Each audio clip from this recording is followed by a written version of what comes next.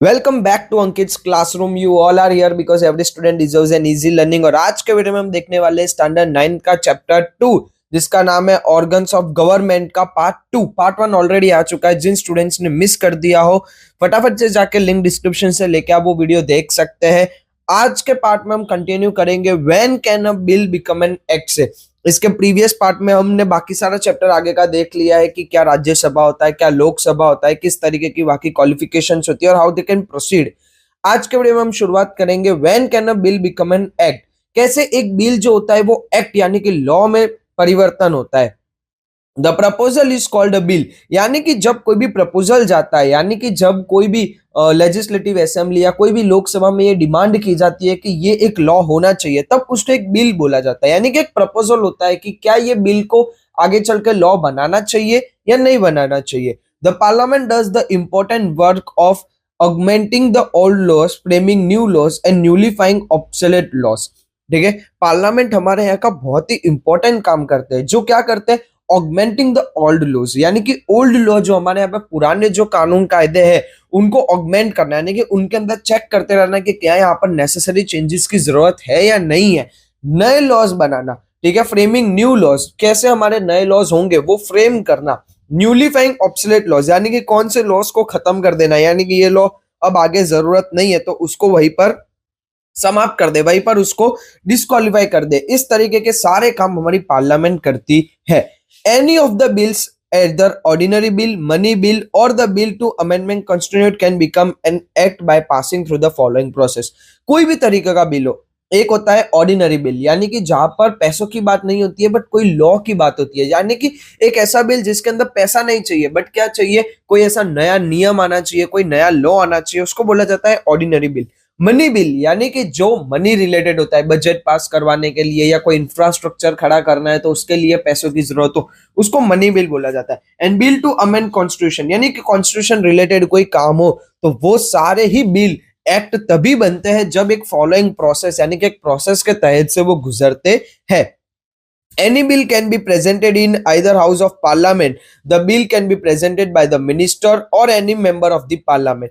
कोई भी हाउस हो, चाहे लोकसभा हो या राज्यसभा हो, उस बिल को प्रेजेंट करने के लिए मिनिस्टर या फिर कोई भी एक पार्लियामेंट का मेंबर उसको रिप्रेजेंट करता है। If any dispute arise between the two houses of the parliament regulatory and any bill, the president can call a joint sitting of both the houses of the parliament. अब क्या होता है, यहाँ पर पहले बिल लोकसभा में आता है, लोकसभा के लोग जब उसको अप्रूव करते हैं तो वो राज्यसभा में जाता है, राज्यसभा के लोग जब उसको अप्रूव करते हैं तो वो आगे प्रेसिडेंट के सिग्नेचर के लिए जाता है और सिग्नेचर होते ही वो एक एक्ट बन जाता है। बट यहाँ पर एक प्रॉब्लम ये भी है कि लोकसभा ने लोगों ने अप्रूव कर दिया बट राज्यसभा के लोगों ने अप्रूव नहीं किया, और दोनों ही हाउस के बीच में, यानी कि लोकसभा और राज्यसभा के बीच में कोई डिस्प्यूट यानी कि कोई बहस शुरू हो जाती है। तो ऐसे कंडीशन में जो प्रेसिडेंट होते हैं वो क्या करते हैं, लोकसभा और राज्यसभा दोनों हाउसेस की ज्वाइंट सेशन, यानी कि दोनों को एक साथ मीटिंग में बिठाते हैं। The proceeding of both the houses of the parliament in a joint sitting is chaired by the speaker where the bill can be passed by majority। और वहां पर उस बिल को प्रेजेंट किया जाता है और लोकसभा और राज्यसभा दोनों को मिल के बिठाया जाता है, उसके बाद मेजोरिटी की जाती है। अगर मेजोरिटी उस बिल के फेवर में होती है तो उसको पास किया जाता है। Then the bill becomes an act if it is passed by the majority of the member of both the houses। और एक बिल तभी एक्ट में चेंज होता है जब दोनों हाउस के मेजोरिटी ने उसको वोट किया हो कि हाँ ये एक्ट होना चाहिए। फर्स्ट देखते हैं procedure of an act from bill ordinary bill non financial. ठीक है, अब हम देखते हैं कि कैसे प्रोसीड्यूर होता है ऑर्डिनरी बिल का, यानी कि जो नॉन फाइनेंशियल बिल होते हैं जिसके अंदर पैसों की कोई बात होती नहीं है। The procedure of presenting a bill in the house of the parliament by minister is called first reading of the bill. ठीक है, सबसे पहले जब मिनिस्टर उस बिल को प्रेजेंट करता है पार्लियामेंट के अंदर तो उसको बोला जाता है first reading of the bill, यानी कि पहली बार उस बिल को पढ़ा जा रहा है। Where in the title objective and the reason of the bill are describe, जिसके अंदर उस बिल का टाइटल बताया जाता है, उसके ऑब्जेक्टिव्स बताए जाते हैं, यानी कि ये बिल की क्यों जरूरत है, और रीजन बताए जाते हैं कि क्यों ये बिल हमारे यहाँ पर एक्ट होना चाहिए। Before presenting any bill in the state legislative assembly, the recommendation of the chairman of the house, and before presenting any bill in the center, the recommendation of the president is required.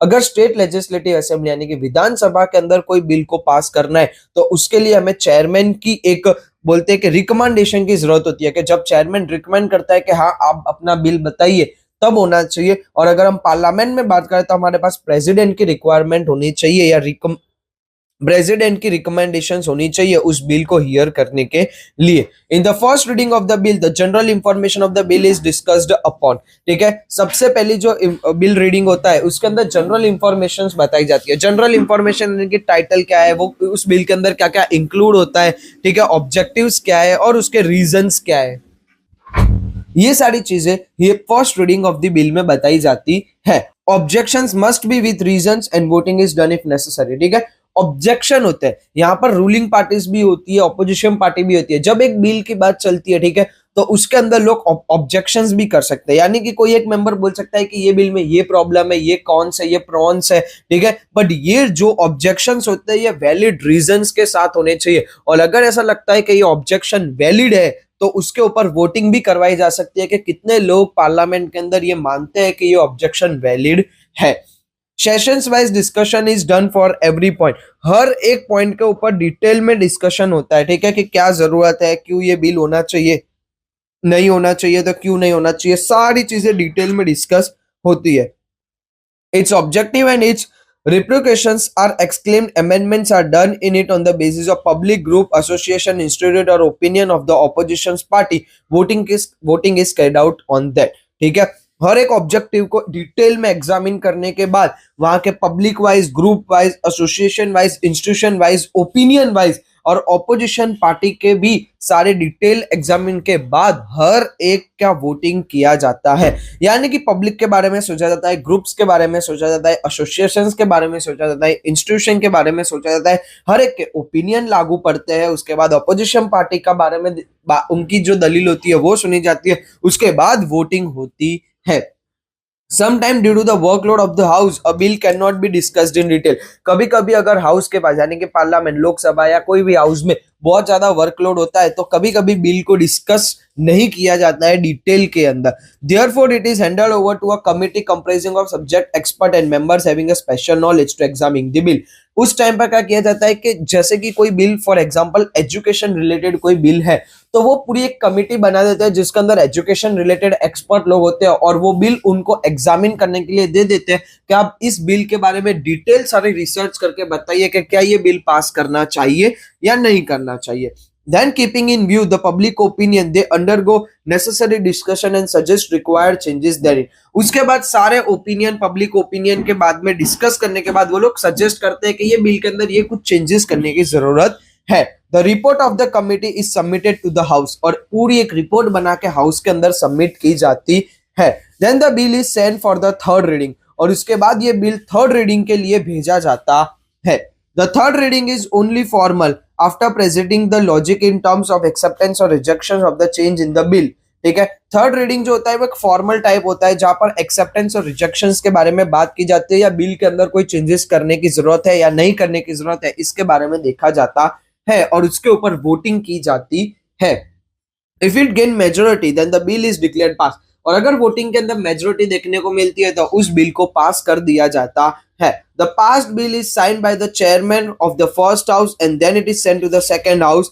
ठीक है, सबसे पहले जब पहले house में bill pass होता है तो चेयरमैन उसके ऊपर सिग्नेचर करता है, फिर वो सेकंड हाउस में भेजा जाता है। The bill goes through the same process in the second house, और सेकंड हाउस यानी कि राज्यसभा में ये बिल के अंदर सेम प्रोसेस होती है कि पहले तो उस बिल को डिटेल में सुना जाएगा, हियर किया जाएगा, उसके बाद लोग ऑपोजिशन करेंगे, ऑब्जेक्शंस करेंगे, उसके ऊपर रीजंस होने चाहिए, वो सारी प्रोसेस होनी चाहिए।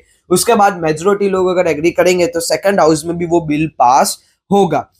If the bill pass in the second house with its necessary amendments, it is sent to the president's signature and after receiving president's assent, the bill becomes an act. और जब राज्यसभा में यानी सेकंड हाउस में ये बात declare हो जाती है कि ये बिल ओके है और सब लोग उसके ऊपर मेजोरिटी वोटिंग्स कर देते हैं, तो क्या होता है कि प्रेसिडेंट के पास वो बिल जाता है और जब उसके ऊपर प्रेसिडेंट सिग्नेचर करते हैं तो वो जो बिल होता है वो एक एक्ट में चेंज हो जाता है। But if the bill is not passed in the second house of the parliament, it is again sent to the first house. But अगर second house यानी कि राज्यसभा के अंदर वो बिल पास नहीं होता है तो वो बिल वापिस फर्स्ट हाउस के पास चला जाता है. If the second house keeps the bill for more than 6 months, it is understood that bill is rejected. और अगर राज्यसभा उस बिल को 6 महीने तक अपने पास रखती है बट उसके ऊपर कोई भी जजमेंट नहीं देती है तो ये बात समझ जानी चाहिए कि वो जो बिल है वो रिजेक्ट हो चुका है. If both the house disagree or have a dispute over a bill, a joint session of both the houses summon. ठीक है. और हमने पहले भी देखा कि जब दोनों हाउस डिसएग्री करते हैं यानी कि एक बोलता है कि होना चाहिए और दूसरा बोलता है नहीं होना चाहिए तो दोनों सभा लोकसभा और राज्यसभा के साथ में ज्वाइंट सेशन बिठाया जाता है. In the joint session of the parliament the disputes are tried to be resolve through gaining majority. और यहाँ पर डिस्प्यूट को सॉल्व किया जाता है मेजोरिटी के थ्रू, क्योंकि दोनों हाउस को इकट्ठा बता दिया है. अब बताओ कि कितने लोग इस वोट को मेजोरिटी देंगे, यानी कि कितने लोग चाहते हैं कि ये सारी चीजें हो. अगर मेजोरिटी होती है तो उस चीज के ऊपर आगे सुनवाई होगी. When a bill is sent for president signature, there are 3 options with the president. अगर जब बिल होता है वो प्रेसिडेंट के सिग्नेचर के लिए भेजा जाता है तो प्रेसिडेंट के पास उस टाइम पर 3 ऑप्शन होते हैं. पहला, he signs the bill thereby approving it. पहला ऑप्शन यही है कि वो बिल पर सिग्नेचर कर दे और उसको अप्रूव कर दे. Second, he keeps the bill with him. ठीक है. अब वो अपने पास बिल रखेंगे यानी कि वो सोचेंगे उस बिल के बारे में, बिल के बारे में और डिटेल में जानेंगे शायद. और तीसरा ऑप्शन रहता है he sends the bill back to the parliament for reconsideration. अगर प्रेसिडेंट को लगता है कि ये बिल सही नहीं है तो वो वापस उस बिल को पार्लियामेंट के अंदर भेज देते हैं कि इसके अंदर नेसेसरी चेंजेस की जाए. The bill becomes an act is published in government gazette. Then there is a information from the date given there. एक बार बिल एक्ट में परिवर्तन होने के बाद उसको पब्लिश किया जाता है गवर्नमेंट के लेजर्स में, गवर्नमेंट के गैजेट्स में. उसके बाद एनफोर्स किया जाता है, बाकी सारे लोगों तक सारी बातें पहुंचती है. When any bill to amend the constitution is presented in any of the house of parliament, it has to be passed by the majority number of the member of that house by 2/3 of the member present and voting. ठीक है. एक bill जब कोई भी house में present किया जाता है तो उसको जीतने के लिए यानी कि उसको पास करने के लिए क्या करना चाहिए, मेजोरिटी नंबर्स होने चाहिए यानी कि 2/3 मेजोरिटी होनी चाहिए पर्टिकुलर बिल को पास करवाने के लिए. If a bill pertains to any matter related to the center or the state, it requires permission of more than half the legislative assembly of the states. This bill also goes through the same process as the ordinary bill. और अगर कोई बात state level पर होती है तो वो bill legislative assembly में जाता है यानी कि विधानसभा में जाता है और वहां पर भी ये पूरी सेम प्रोसेस होती है और वहां पर भी मेजोरिटी वोट्स की जरूरत पड़ती है. Procedure subjected to money bill. अगर हम बात करते हैं मनी बिल के बारे में, whether the bill is money bill or not, it is considered by the speaker of the Lok Sabha a bill containing the recommendations of the budget और financial matter is called a money bill. Money bill किसको बोला जाता है, तो money bill उसको बोला जाता है जिसके अंदर फाइनेंशियल के बारे में बात की गई हो, बजट के बारे में बात की हो, कहीं से कोई स्टेट ने पैसा मांगे हो या उनको कोई नया इंफ्रास्ट्रक्चर खड़ा करने के लिए पैसे चाहिए हो, तो वो सारी चीजें मनी बिल के अंदर इंक्लूड होती है. The budget of the center is presented around 28 February in the Lok Sabha, mostly by the finance minister. और ये पूरा बजट का जो प्रोसेस होता है ये तकरीबन 28 फरवरी के आसपास लोकसभा के अंदर सबसे पहले फाइनेंस मिनिस्टर इसको जाहिर करते हैं या फिर लोगों को बताते हैं. All the money bills are first presented in the Lok Sabha, which passes through the following process. सबसे पहले सारे मनी बिल्स को लोकसभा के अंदर ही पास किया जाता है और वो कुछ प्रोसेस के तहत गुजरता है. कौन सी प्रोसेस, तो first A preliminary discussion is carried out on the money bill presented in the Lok Sabha. पहले तो जो लोकसभा के अंदर मनी बिल आया है उसके ऊपर डिटेल चर्चा की जाएगी, डिस्कस किया जाएगा कि क्या है, क्यों जरूरत है, क्या करोगे इस पैसों का, वो सारी चीजें. Second, the expense mentioned in the budget are discussed upon. The finance minister present all the numeric details of the budget in the parliament. सारे खर्चों के ऊपर डिटेल में डिस्कस होता है कि ये खर्चा होने वाला है, ये खर्चा क्यों होने वाला है, क्या जरूरत है, कैसे होने वाला है. फाइनेंस मिनिस्टर सारे आंकड़ों के साथ ये सारी चीजें पार्लियामेंट में बजट सेशन में बताते हैं. Third, all the minister like agriculture, science, defense, trade and business, human resource department, etc. puts forth their demand in front of the Lok Sabha and then the voting is carried out to get permission of demands. सारे minister agriculture minister हो गए, science minister हो गए, defence minister, trade and business, human resource department, सारे ministers जो होते हैं वो अपने अपने डिमांड लोकसभा में रखते हैं कि हमें हमारे पर्टिकुलर जो फील्ड है, मिनिस्टर्स की फील्ड है, उसको डेवलप करने के लिए इतने पैसे चाहिए। जैसे स्पोर्ट्स मिनिस्टर बोले कि मुझे इतने करोड़ रुपए चाहिए ये इंफ्रास्ट्रक्चर करने के लिए, देश को स्पोर्ट्स में आगे लेके जाने के लिए। तो ये सारी चीजें डिमांड लोकसभा के अंदर रखी जाती है। Fourth, sources of income and taxes are separately presented in the budget and both are the separately approved। दोनों चीजें, इनकम एंड टैक्स, यानी कि लोगों की सोर्स ऑफ इनकम, अगर इतना खर्चा होगा सरकार का तो सामने इनकम भी तो होगी गवर्नमेंट की। तो इनकम टैक्स के बारे में भी सारी चीजें बताई जाती है, कितने परसेंट टैक्सेस होंगे, क्या होंगे, किस तरीके से गवर्नमेंट के पास इनकम आएगी, ये सारी चीजें अलग अलग तरीके से अप्रूव की जाती है। The bill approved in the Lok Sabha first is sent to the Rajya Sabha for recommendation। जो बिल लोकसभा के अंदर अप्रूव होता है वो राज्यसभा में भेजा जाता है रिकमेंडेशन के लिए, यानी कि राज्यसभा को बोला जाता है कि क्या ये बिल सही है, अगर नहीं है तो क्या चेंजेस करना है, वो सारी चीजें आप देख के बताइए। The Rajya Sabha has to return it to the Lok Sabha with necessary recommendation within 14 days। 14 days के अंदर राज्यसभा वो बिल वापस भेजती है लोकसभा के अंदर सारे नेसेसरी चेंजेस बताने के बाद। लोकसभा कैन आइदर एक्सेप्ट और रिजेक्ट द टोटल और partial recommendation of the Rajya Sabha. Lok Sabha के पास ये राइट होता है कि या तो वो ऐसा बोले राज्यसभा को कि आपने जो भी रिकमेंडेशन बताई है वो सारी गलत है, वो नहीं होनी चाहिए, या फिर ऐसा बोले कि ठीक है हम आपकी ये रिकमेंडेशन ये चेंजेस कर देंगे बट ये चेंजेस पॉसिबल नहीं है। If a money bill is not returned to the Lok Sabha within 14 days by the Rajya Sabha, the bill is considered to have been passed by the Rajya Sabha। अगर 14 days के अंदर राज्यसभा से bill वापस लोकसभा में नहीं आता है तो यह समझ लिया जाता है कि राज्यसभा ने वो बिल को पास कर दिया है। If both the house of the parliament, but if the Lok Sabha reject the recommendation of the Rajya Sabha and the bill is again passed in the Lok Sabha, the money bill is deemed to have been passed by both the houses of the parliament। But अगर राज्यसभा ने changes बता के लोकसभा में bill भेजा but Lok Sabha में वापस यही बात हुई कि ये बिल के अंदर और कोई चेंजेस करने की जरूरत नहीं है, तो दोनों ही हाउसेस को वो बिल को पास करना पड़ेगा, राज्यसभा को भी उस बिल को पास करना ही पड़ेगा। Hence, in the matter of the money bill, the Rajya Sabha is limited power। और अगर बात करें मनी बिल के बारे में तो मनी बिल के अंदर राज्यसभा के पास लिमिटेड पावर है, यानी कि वो इतना ज्यादा पावर इसके अंदर रखती नहीं है। After the money bill is passed by both the houses of the parliament, it is sent to the president for his assent। और एक बार दोनों हाउसेज में मनी बिल पास हो जाता है तो उसके लिए प्रेसिडेंट के पास वो जाता है सिग्नेचर के लिए। The president has to sign the money bill। If the budget is not passed in the house, then the government has to resign। ठीक है, अगर प्रेसिडेंट जो होता है वो उस पर साइन कर देते हैं तो बजट पास हो जाता है, बट अगर बजट बनता ही नहीं है तो गवर्नमेंट को रिजाइन करना पड़ता है, यानी कि पूरी की पूरी गवर्नमेंट को रिजाइन करनी पड़ेगी, नई गवर्नमेंट फॉर्म होगी, क्योंकि हर साल बजट पास करना बहुत ज्यादा जरूरी होता है।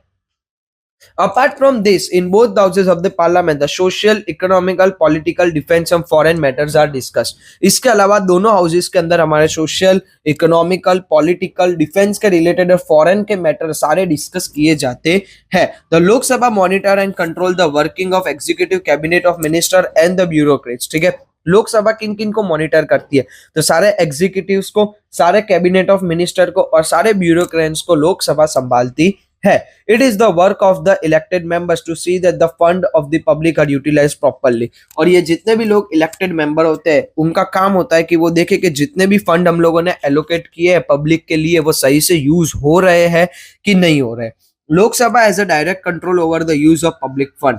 लोकसभा के पास पूरा फंड डायरेक्ट कंट्रोल होता है कि वो पब्लिक फंड को यूज कर सकते हैं।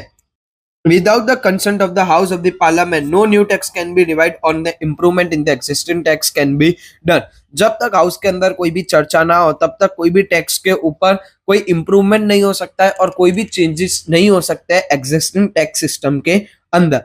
The House of the Parliament are called the custodians of the public fund as it control the fund functioning of the executive। ठीक है, जो हाउस होते हैं उनको कस्टोडियन भी बोला जाता है पार्लियामेंट का। क्यों? क्योंकि वो पब्लिक फंड को यूटिलाइज करते हैं पब्लिक के लिए और वो देखा जाता है कि क्या वो सही से इस्तेमाल हो रहे हैं कि नहीं हो रहे। Besides this, the parliament has the power to remove president, vice president, chief justice of the supreme court as well as high court। Parliament के पास पूरी पावर होती है कि वो प्रेसिडेंट को हटा सकते हैं, वाइस प्रेसिडेंट को हटा सकते हैं, चीफ जस्टिस को हटा सकते हैं, सुप्रीम कोर्ट के और हाई कोर्ट के और सुप्रीम कोर्ट के चीफ जस्टिस को, प्रेसिडेंट, वाइस प्रेसिडेंट, सबको वो लोग हटाने का पावर रखते हैं. Chief election commission, auditor general and attorney general under the change of proven misbehaviour और इनएफिशिएंसी ऑफ और violence of the constitution through the process of impeachment. ठीक है, बट इसके अलावा भी चीफ इलेक्शन कमीशन को वो लोग हटा सकते हैं, ऑडिटर जनरल को भी हटा सकते हैं, बट ये एक सॉलिड प्रूव होना चाहिए कि उन्होंने कुछ मिसबिहेव किया है या फिर हमारे कॉन्स्टिट्यूशन के खिलाफ कुछ किया है. ये सारी एक प्रॉपर प्रोसेस होने के बाद इसको इम्पीचमेंट बोला जाता है. ये जो पार्लियामेंट होती है, जब वो किसी और पोस्ट, बड़ी पोस्ट को वालों को रिमूव करते हैं, तो इस प्रोसेस को इम्पीचमेंट बोला जाता है. नेक्स्ट हमारा टॉपिक है legislative at the state level. अब हम बात करते हैं कि स्टेट लेवल पर कैसे लेजिस्लेटर काम करता है.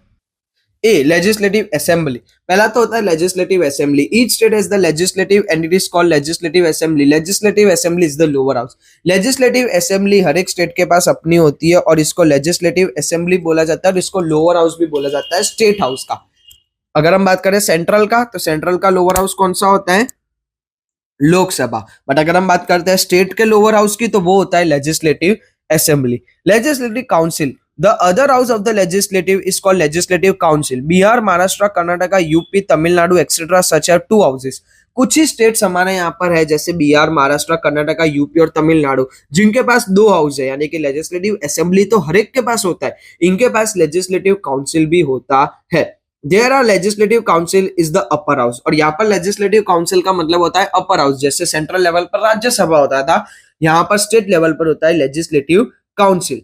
And the legislative assembly is the lower house. ठीक है, और लेजिस्लेटिव असेंबली को लोअर हाउस बोलते हैं. Gujarat state does not have a legislative council. Gujarat state के पास अपनी लेजिस्लेटिव काउंसिल नहीं है.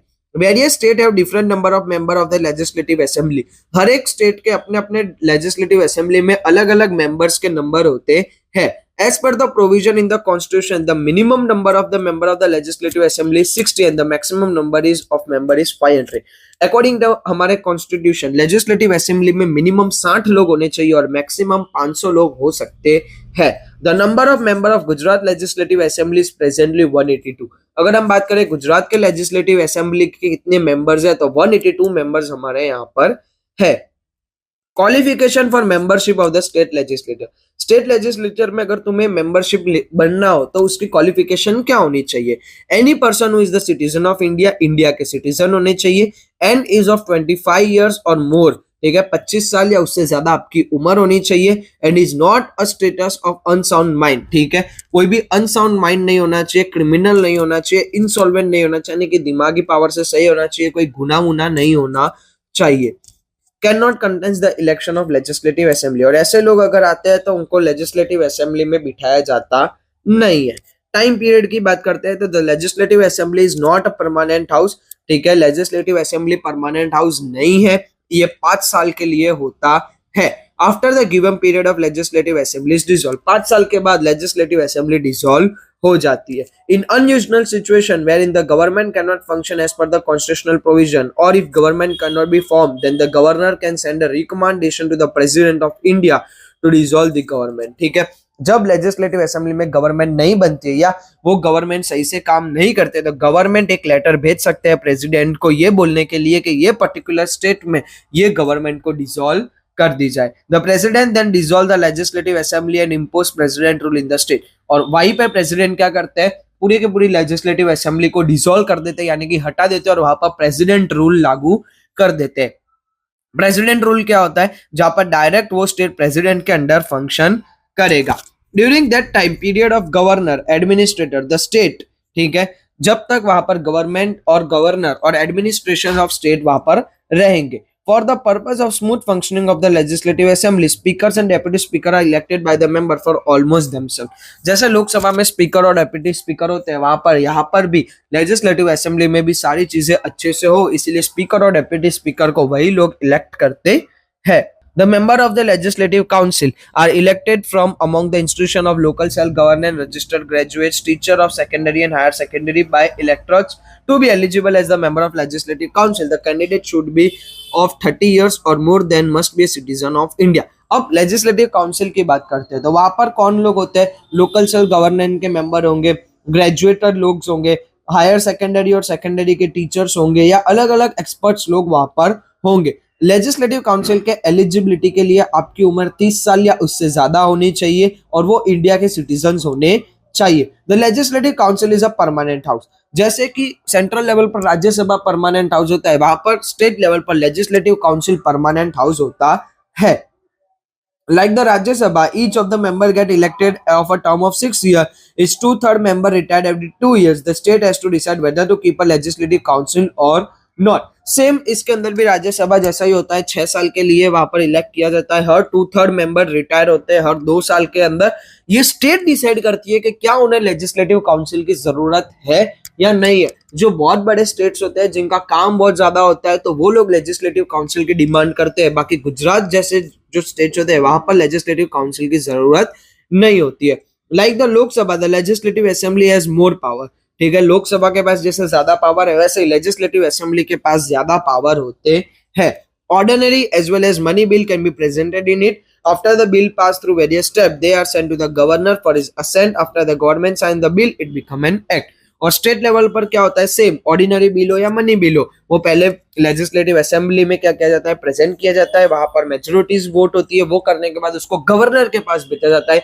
जब गवर्नर सिग्नेचर करते हैं तो वो पर्टिकुलर स्टेट के अंदर वो लॉ लागू पड़ जाता है, वो बिल एक्ट में कन्वर्ट हो जाता है। यहाँ पर हमारे चैप्टर का फर्स्ट फेज जो लेजिस्लेटिव के बारे में हमने बात की थी वो यहाँ पर खत्म होता है। तो लेजिस्लेटिव क्या होता है? लेजिस्लेटिव वो होता है जो लॉ को बनाते हैं, जो लॉ को पूरा निर्माण करते हैं। एग्जिस्टिंग लॉ में चेंजेस से लेकर नए लॉ को चेंजेस करने से लेकर लॉ को कैसे खत्म होगा, वो सारी चीज लेजिस्लेचर के अंदर ही इंक्लूड होती है। आज का वीडियो यही तक रहेगा। इसके अंदर हम लोगों ने लेजिस्लेटिव के बारे में पूरा कवर कर चुके हैं। नेक्स्ट पार्ट के अंदर हम एग्जीक्यूटिव के बारे में देखेंगे और वो हमारे इस चैप्टर का लास्ट पार्ट होगा। जो लोगों ने अभी तक आगे के पार्ट नहीं देखे वो जाके देख सकते हैं। आगे के चैप्टर्स जो हमने कवर किए वो नहीं देखे वो देख सकते हैं। तब तक आप कमेंट्स में बताइए आपको वीडियो कैसा लग रहा है। लाइक कीजिए, शेयर कीजिए, सब्सक्राइब कर दीजिए और बने रहिए अंकित क्लासरूम के साथ। जय हिंद, जय Bharat. Thank you very much.